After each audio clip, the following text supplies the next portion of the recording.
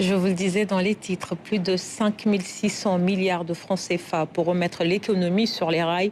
Le gouvernement lance un vaste plan de redressement pour mieux contrôler les finances publiques et booster le développement local. C'est une étape importante qui entre dans le cadre de la SN 2050. Plus d'explications dans la rubrique économie avec Aminata Mbengue-Faldiaye.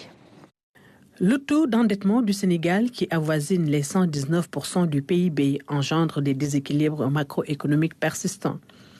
Pour rétablir la souveraineté budgétaire et impulser un développement endogène et durable, le gouvernement a mis en place un plan de redressement économique et social.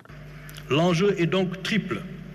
Améliorer la qualité et l'opportunité de la dépense publique en orientant les ressources vers des investissements à fort impact sur la productivité. Réduire les besoins de financement par l'endettement à travers une consolidation et un déficit budgétaire de 3% à l'horizon 2027, permettant ainsi de dégager une trajectoire descendante de la dette en pourcentage du PIB.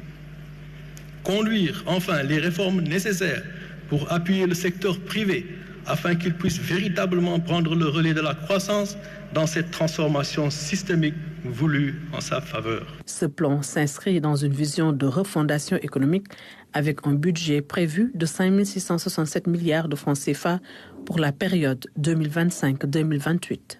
Ce plan vient à son heure et je dis qu'il est à la fois intelligent et pédagogique. Intelligent en ce sens que toutes les ressources dénichées ne sont pas appliquées sur d'anciennes fiscalités. Et ce sont uniquement des niches qui ont été touchées, c'est-à-dire des trous qui n'ont jamais été fiscalisés, mais peut-être aussi sur des produits comme le tabac, les jeux qui sont vraiment nocifs à la société qui ont été touchés pour 5 677 milliards. Au lieu d'attendre que le FMI vienne avec ses recettes, le Premier ministre, très intelligent, a sorti ce papier pour dire à ceux-là, nous sommes capables de produire autant de recettes pour faire face à cet endettement et aussi nos engagements. Cette stratégie, intégrée à l'agenda de transformation Sénégal 2050, pose les bases d'un changement structurel profond de notre économie. Le plan de redressement n'est pas contradictoire avec ce qui a été décidé avec la vision Sénégal 2050, dans la mesure où, avant de pouvoir atteindre les objectifs, vu la situation du pays, il faut d'abord redresser. Tout va se jouer au niveau de la mise en œuvre.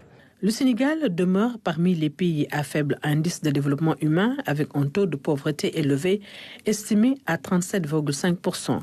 Le plan affiche donc des priorités nettes en faveur de la réduction des inégalités. On peut effectivement renforcer ce qu'il appelle les secteurs sociaux de base, c'est-à-dire l'éducation, la santé.